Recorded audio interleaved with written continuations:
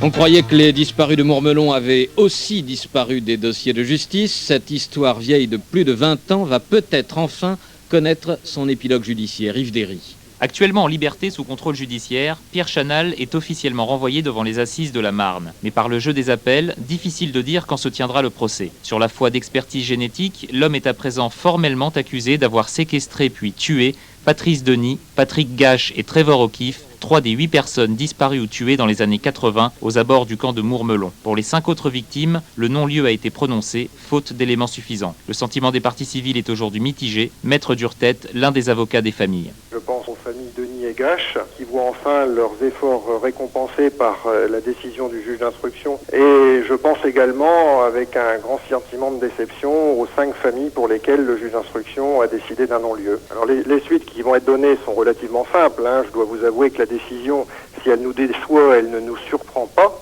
dans la mesure où le juge d'instruction avait laissé clairement entendre cette décision depuis maintenant quelques mois.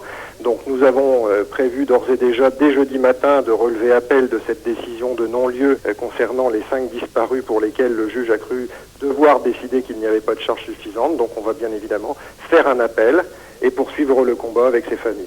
Pour le braquage de Cergy-Pontoise, la famille du directeur de la Caisse d'épargne tué lors du hold-up envisage de porter plainte.